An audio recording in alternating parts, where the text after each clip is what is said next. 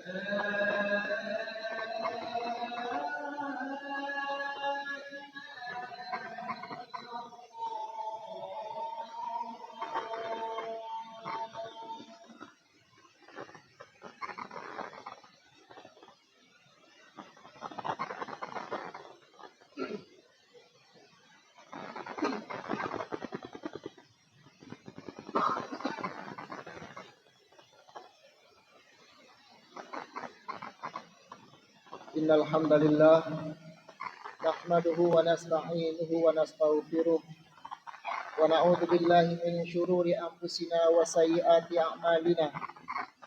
May yahdihillahu fala mudilla lahu wa may yudlil fala hadiyalah. Asyhadu an la ilaha illallah wahdahu la syarika lah, al-malikul haqqul mubin. Wa asyhadu anna Muhammadan abduhu wa rasuluh. Arsalahu rabbuhu rahmatan lil alamin. Arsalahu rabbuhu basyiran wa nadhira wa da'iyan ilal haqqi wa sirajan munira. Allahumma salli wa sallim wa barik ala Muhammad وعلى آله وصحبه ومن سار على نهجه وتمسك بسنته إلى يوم الدين أما بعد يا أيها الذين آمنوا اتقوا الله حق تقاته ولا تموتن إلا وأنتم مسلمون وقال عز وجل لقد جاءكم رسول من أنفسكم عزيز عليه ما عنتم حريص عليكم بالمؤمنين رؤوف rahim. Kaum muslimin dan kaum muslimat yang mendengarkan khutbah Jumat yang dirahmati Allah Subhanahu wa taala. Mari kembali kita manfaatkan waktu yang singkat ini untuk melakukan perenungan sejenak terhadap semua nikmat yang telah Allah berikan kepada kita. Dan di antara nikmat yang besar yang kita terima hari ini adalah Allah kuatkan kita untuk memenuhi panggilannya ketika dikumandangkan azan Jumat. Idza nudiya lis-salati min yaumil jumu'ah fas'au ila dzikrillah. Apabila diperdengarkan, apabila diserukan kepada kalian pada hari Jumat, maka bersegeralah kalian untuk mengingat Allah Subhanahu wa taala. Semoga ibadah Jumat kita ini diterima oleh Allah Subhanahu wa taala. Di samping memang nikmat-nikmat lain yang tidak sedikit kita terima dari Allah Subhanahu wa taala. Salawat dan salam kita sampaikan pula kepada baginda Rasulullah sallallahu alaihi wasallam, manusia paripurna yang telah berjuang mati-matian dan sekuat tenaga untuk menyampaikan risalah Allah Subhanahu wa taala demi keselamatan kita bersama anak cucu Adam sampai hari kiamat. Semoga kita semua ini menapaki jalan yang telah dilalui oleh Rasulullah sallallahu alaihi wasallam. Sebetulnya kaum muslimin yang dirahmati Allah, secara tanggal atau tahun atau waktu, semakin lama kita semakin jauh ditinggalkan oleh Rasulullah sallallahu alaihi wasallam. Paling tidak jarak kita dengan beliau adalah lebih kurang 14 abad. Tetapi percayalah saudaraku yang mulia, jamaah Jumat yang dirahmati Allah Subhanahu wa taala, walaupun jarak kita sangat jauh dengan Rasulullah, tetapi apabila jalan hidup kita pada hari ini adalah jalan mengikuti jalan yang pernah beliau lalui bersama para sahabatnya, maka lambat laun insyaallah Allah akan kumpulkan kita bersama Nabi Muhammad sallallahu alaihi wasallam.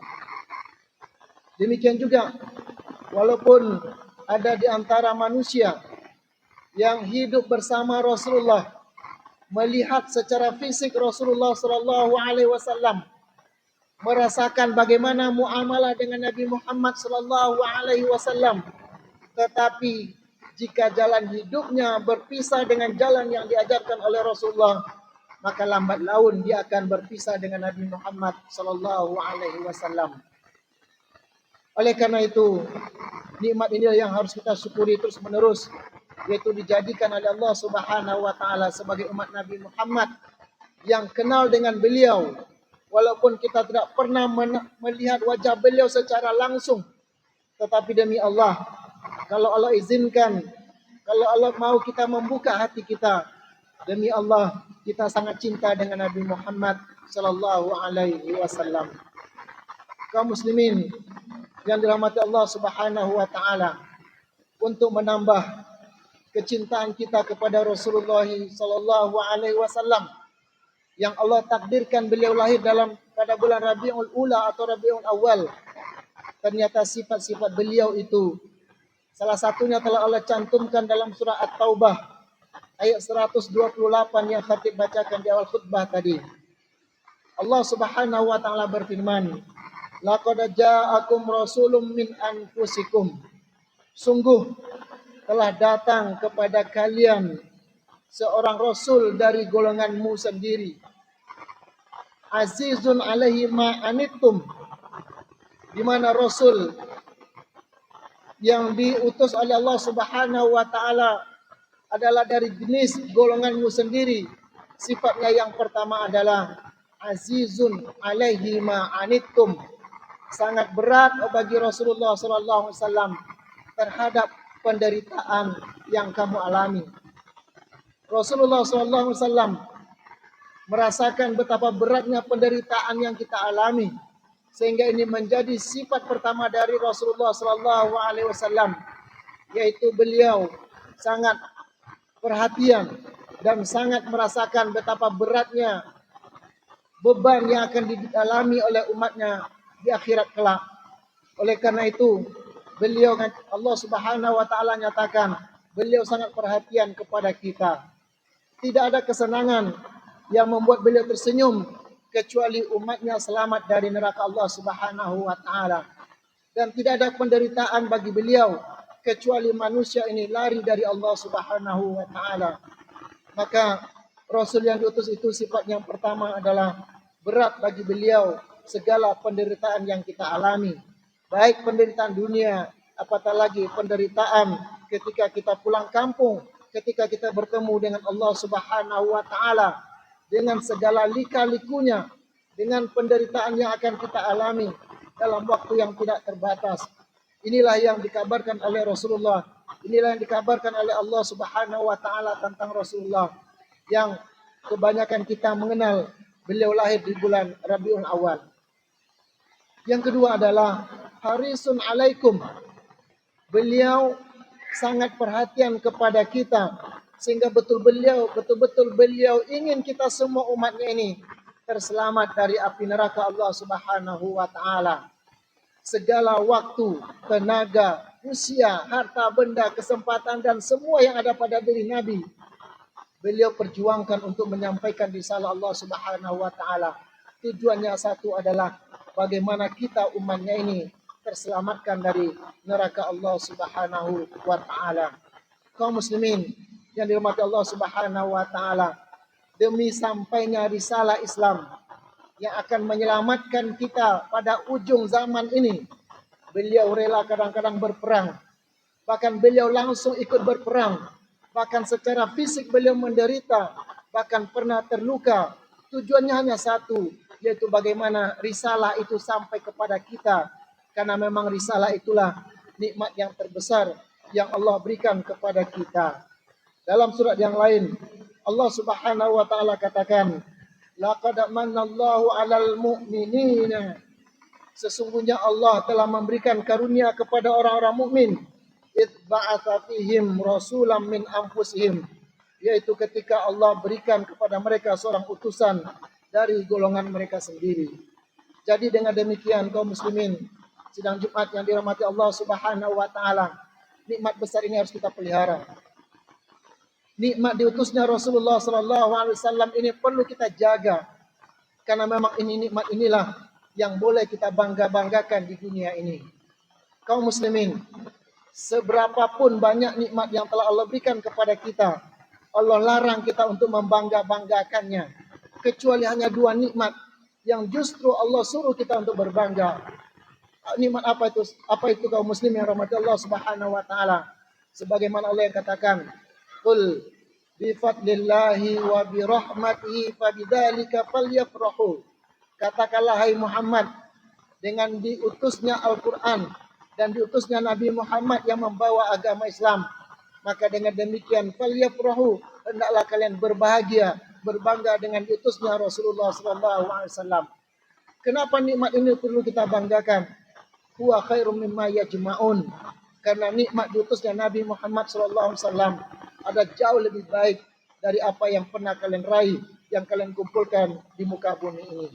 Kaum muslimin yang dirahmati Allah Subhanahu wa taala, sifat Rasulullah yang dilahirkan pada bulan Rabiul Awal tersebut, yang ketiga menurut firman Allah dalam surah At-Taubah ini adalah bil mu'minina raufur rahim, bahwa beliau dengan kita ni orang mukmin sangat sayang dan sangat mencintai kita. Bahkan besok di akhirat kelak kaum muslimin yang dirahmati Allah Subhanahu wa taala, ketika para nabi semuanya umat manusia ketika mengadu pada semua nabi, ternyata solusi terakhir ada pada Rasulullah sallallahu alaihi wasallam. Demi keselamatan kita, Nabi Muhammad sallallahu alaihi wasallam di akhirat kelak beliau sujud sangat lama sekali. Lama sekali sujud. Lalu dalam sujud itu beliau meminta supaya kita ini, umatnya ini dimulai untuk dihisab, supaya kita umat manusia, umatnya ini mulai diperhitungkan, sehingga manusia pada waktu itu yang terombang-ambing jelas ke depan itu untuk mengalami hisab atau perhitungan. Maka ketika Rasulullah sallallahu alaihi wasallam mengangkat kepalanya dan meminta kepada Allah supaya disegerakan hisab, maka Allah izinkan hisab tersebut. Kemudian surga Allah Subhanahu wa taala tidak akan pernah dimasuki oleh siapapun kecuali telah dimasuki oleh Rasulullah sallallahu alaihi wasallam dan diikuti oleh para sahabat dan umatnya, dan insyaallah termasuk kita yang beriman dengan Rasulullah sallallahu alaihi wasallam. Karena itu pada khutbah singkat ini, karena demikian cinta Rasulullah SAW, jangan biarkan cinta ini bertepuk sebelah tangan. Mari kita sahuti kecintaan Rasulullah SAW dengan cara mempelajari karakter beliau, sifat beliau, dan bagaimana cara hidup beliau, yang dalam kata pendek kita sebut dengan sunnah. Yang dengan inilah insyaallah kita berjalan, membekali hidup kita, melangkah hidup kita, dan mengakhiri hidup kita di atas sunnah yang telah beliau ajarkan, sehingga besok suatu saat kita dipulangkan oleh Allah Subhanahu wa taala dalam keadaan betul-betul telah Islam sebagaimana Allah perintahkan, wala tamutunna illa wa antum muslimun. Jangan kalian wafat, jangan kalian tinggalkan pekan baru ini sebelum kalian betul-betul menjadi Islam secara sempurna. Fa'tabiru ya ulil absar la'allakum tuflihun.